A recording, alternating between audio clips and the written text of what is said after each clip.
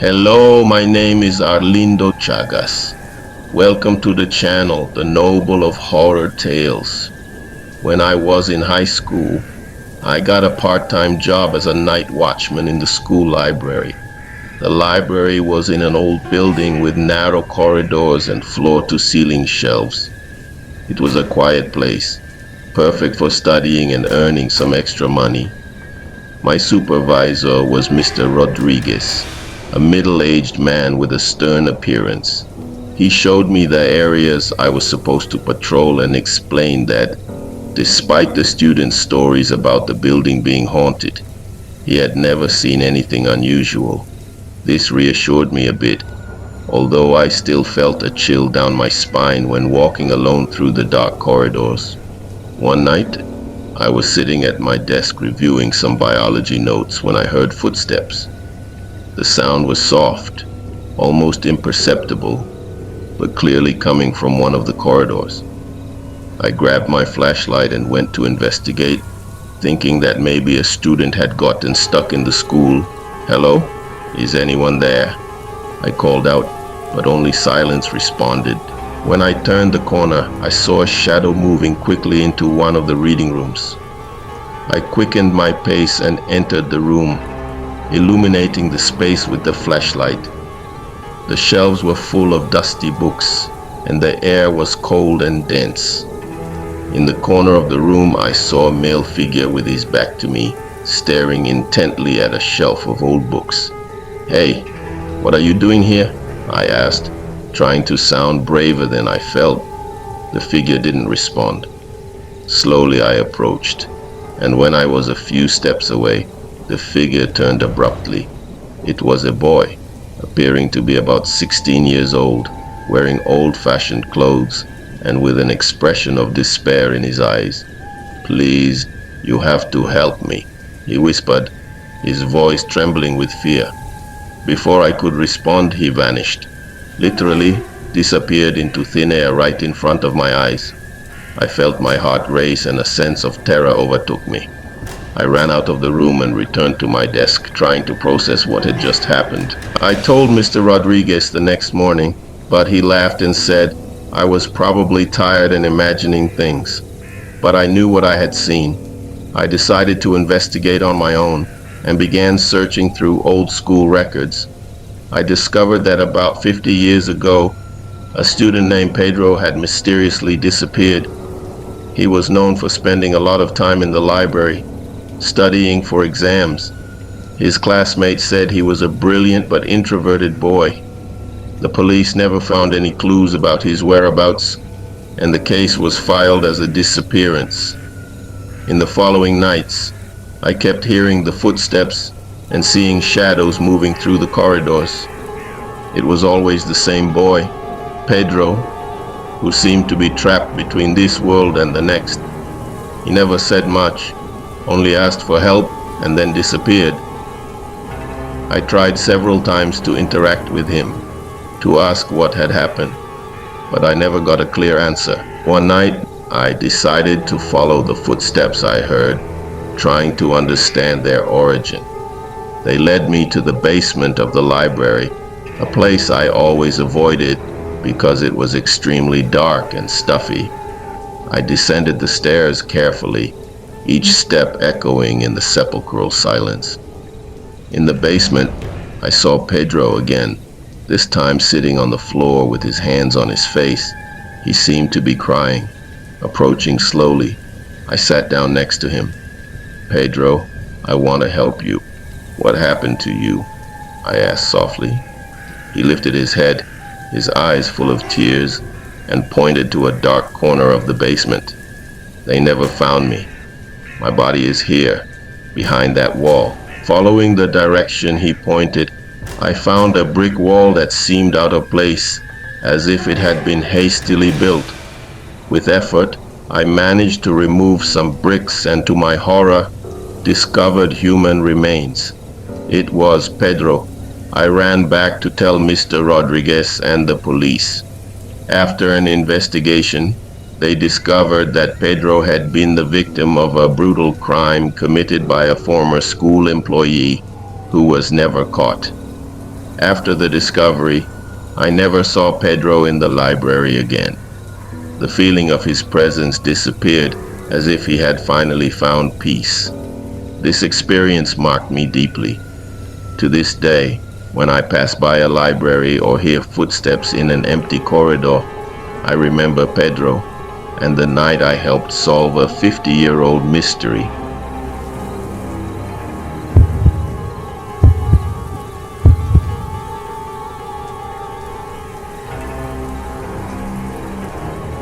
It all started in my final year of high school. My friend Lucas and I were assigned a chemistry project that required us to spend long hours in the lab after school. The chemistry lab was in a secluded part of the school building, rarely visited by anyone after hours. It was an old room with outdated equipment and shelves lined with dusty bottles of chemicals. One evening, Lucas and I were in the lab working on our project. The school was eerily quiet, the kind of silence that amplifies every small sound. As we worked, I noticed that the temperature in the room had dropped significantly. I glanced at Lucas, who seemed to be shivering too. "Did you feel that?" I asked, my voice barely above a whisper.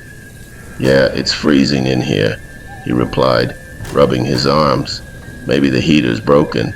We decided to ignore it and continue working, but then we heard a faint tapping sound coming from one of the storage cabinets at the back of the lab.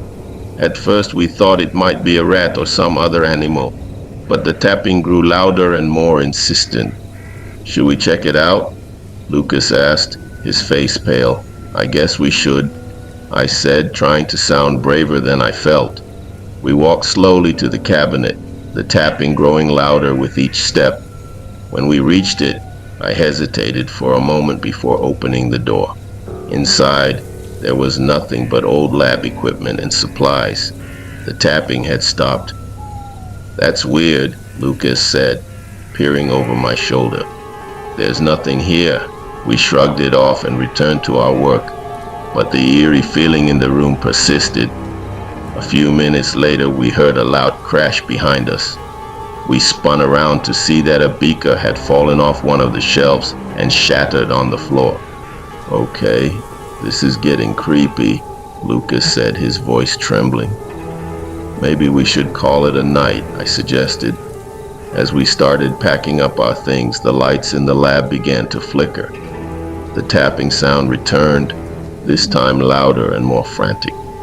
It was coming from all around us, echoing off the walls.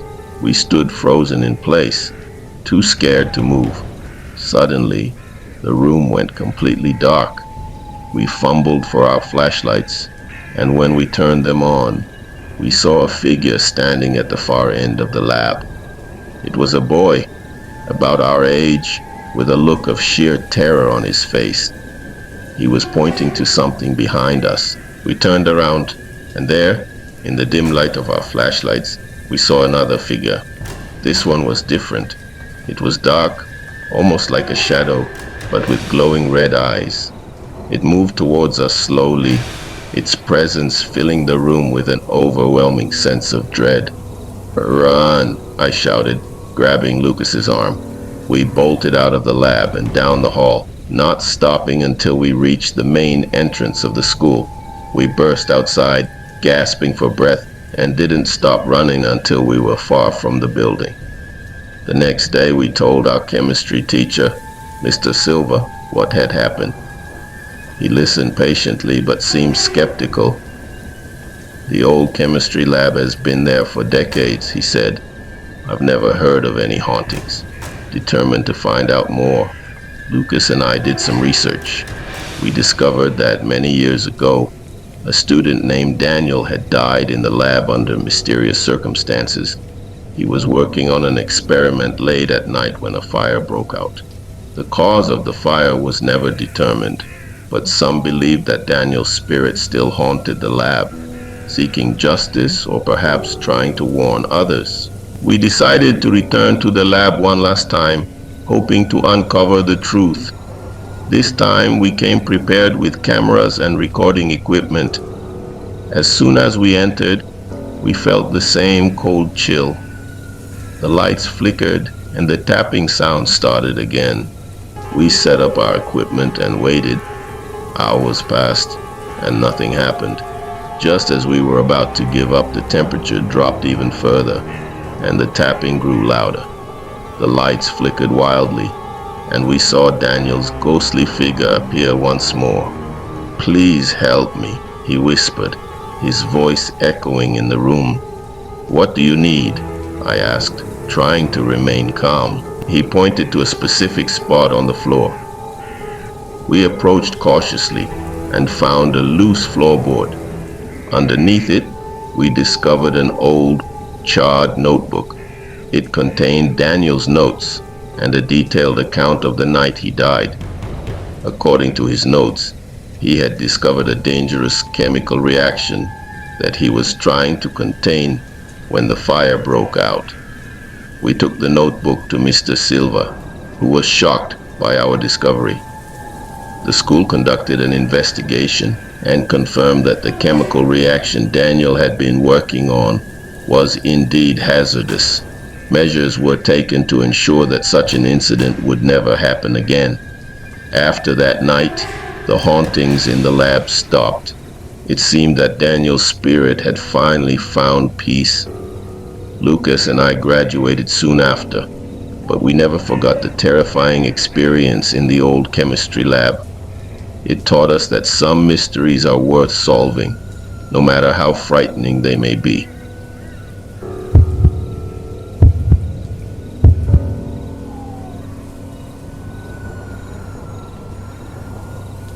It was my junior year in high school when my friend Daniel and I joined the basketball team.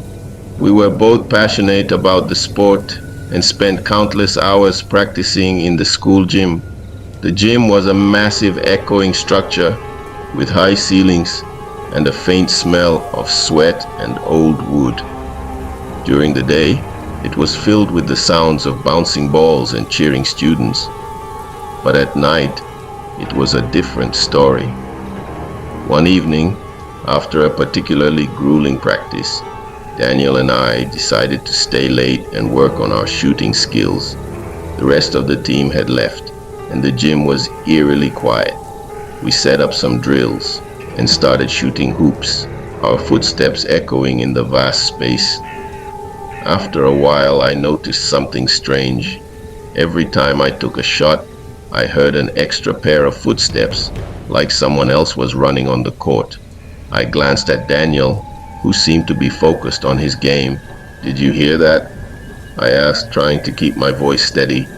"Hear what?" he replied, wiping sweat from his forehead. "Footsteps," I said. "It sounds like someone's here with us."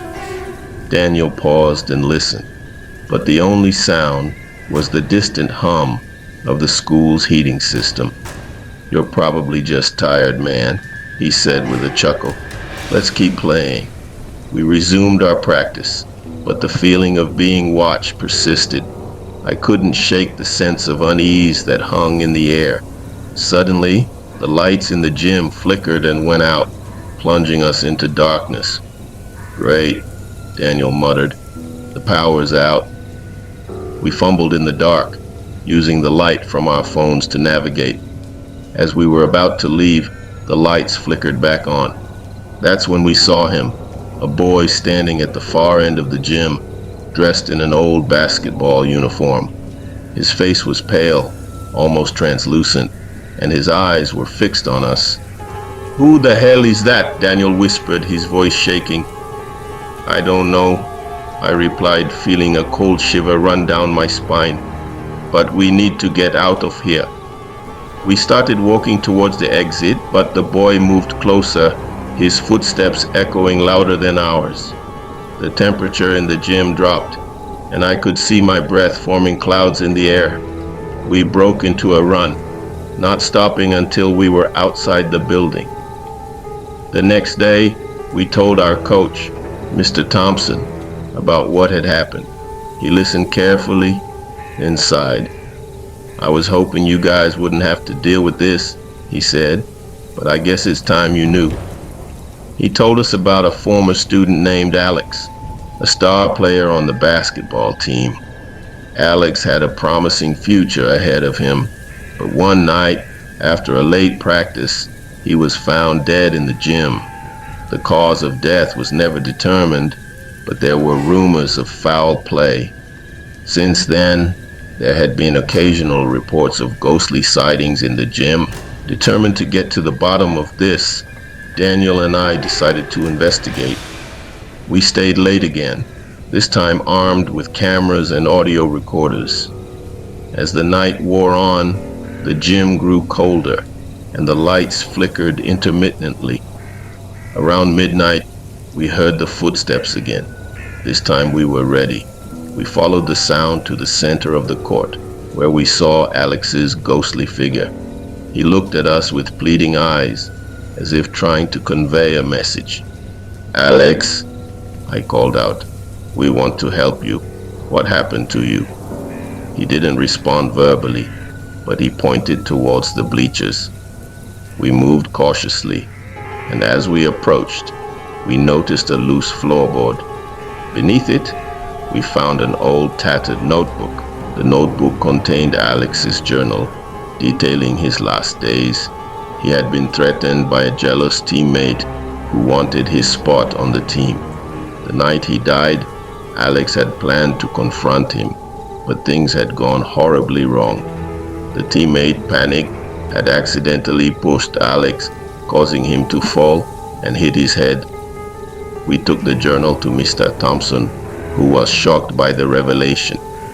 He brought it to the principal, and an investigation was reopened.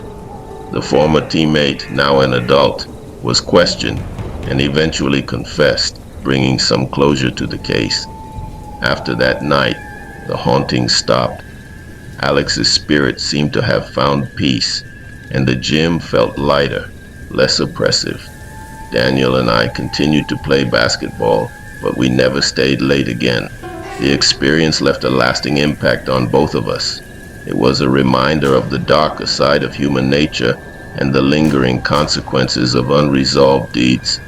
Even now, when I hear the echo of a basketball in an empty gym, I think of Alex and the night we uncovered his tragic story.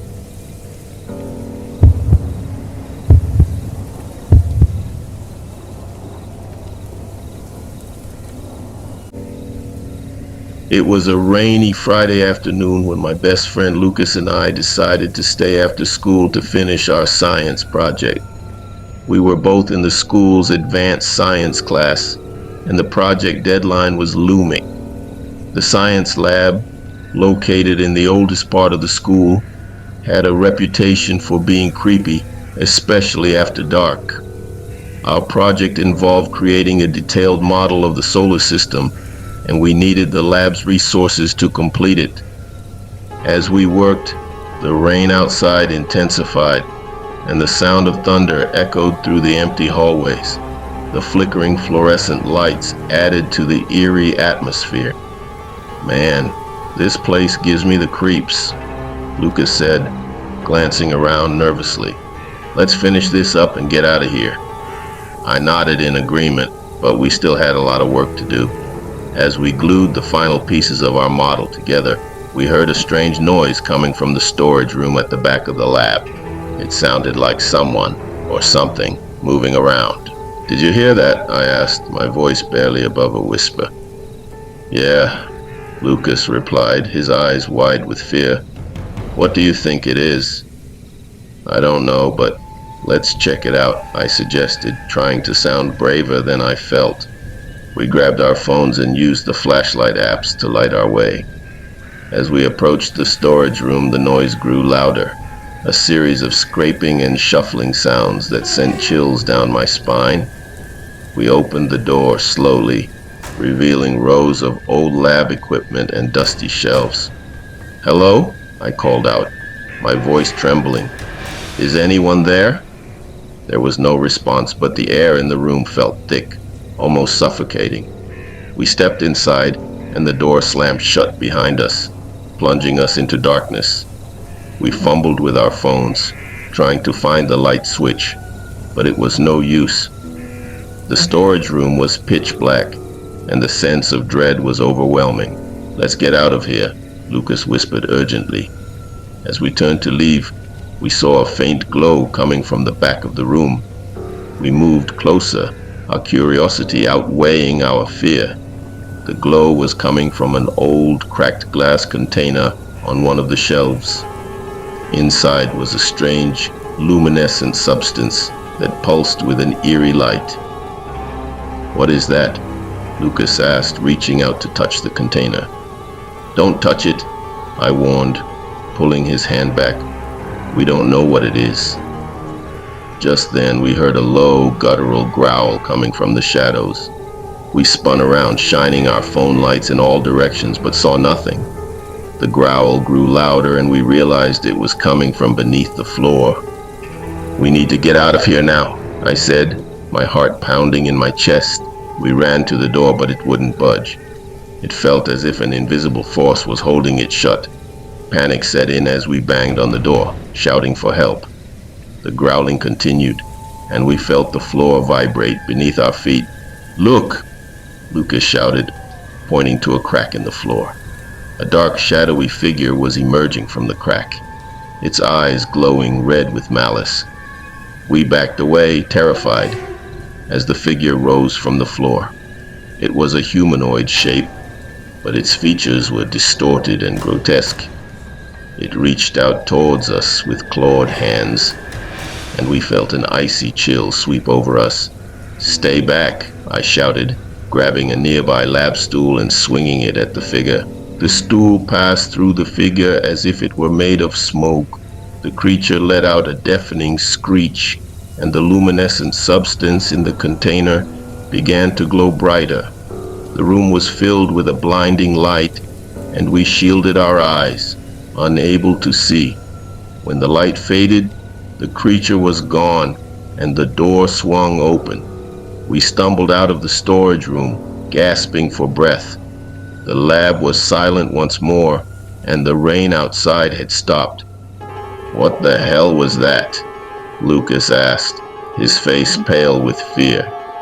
"I don't know," I replied, still shaken.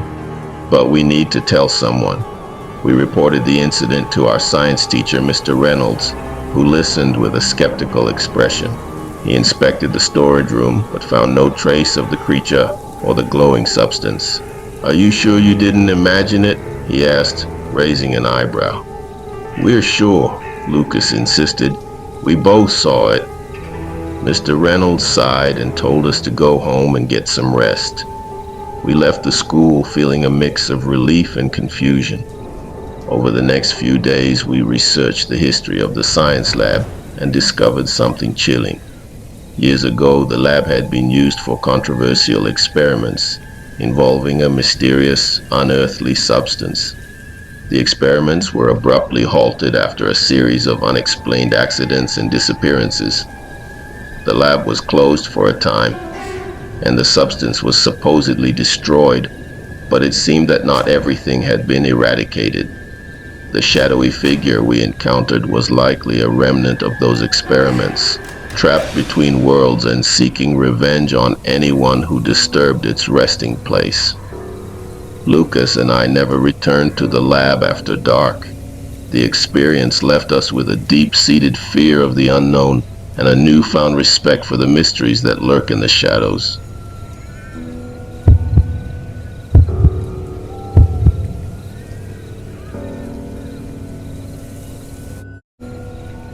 It was my senior year in high school, and I had just transferred to a new school in a different city. I didn't know anyone, and the first few weeks were tough. I quickly became friends with Ethan, a guy who shared my love for horror movies and the supernatural. We often stayed after school, exploring the old creepy corners of the building and sharing ghost stories. One day, Ethan told me about room 203. According to the rumor, it was cursed. The story went that years ago, a student named James had mysteriously disappeared from that room, and no one had seen him since. Some said he was still there, haunting the room, waiting for someone to uncover the truth about his fate. "Do you believe in ghosts?" Ethan asked me one afternoon as we walked past room 203. Not really, I replied, though I couldn't deny the chill that ran down my spine as we approached the door. But I do believe in mysteries. Ethan grinned. Good, because I think it's time we solve this one. That Friday, we decided to stay late and investigate room 203. The school was eerily quiet as we made our way through the dimly lit hallways. The janitor had already left, and we had the place to ourselves. We reached the door to room 203, and Ethan produced a key he had borrowed from the janitor's office. Ready? He asked, his voice barely above a whisper. I nodded, and he unlocked the door. The room was dark, the air heavy with the scent of dust and mildew. We stepped inside, our flashlights casting long, flickering shadows on the walls. The room looked like any other classroom, but something about it felt off. As we searched the room, we found an old, tattered notebook hidden in a desk drawer. The cover was worn, and the pages were yellowed with age. The name James was scrawled on the first page. Looks like we've got something, Ethan said, flipping through the pages. The notebook was filled with James's handwriting, detailing strange occurrences in the room, objects moving on their own, whispers in the dark, and a growing sense of dread.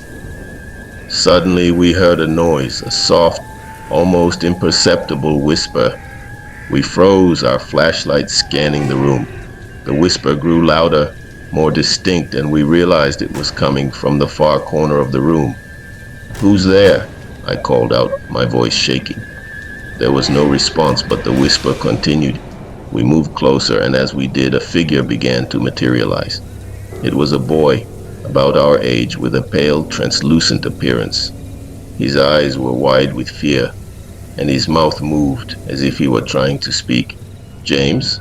Ethan asked, his voice trembling. The figure nodded, and I felt a cold chill sweep over me.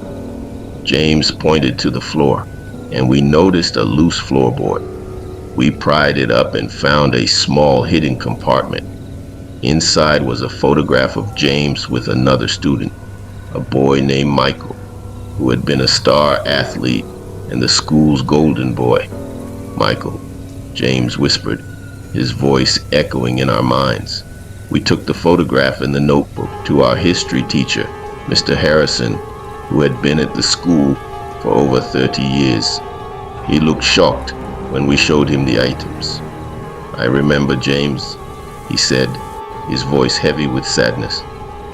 He was a bright student, but he disappeared under mysterious circumstances.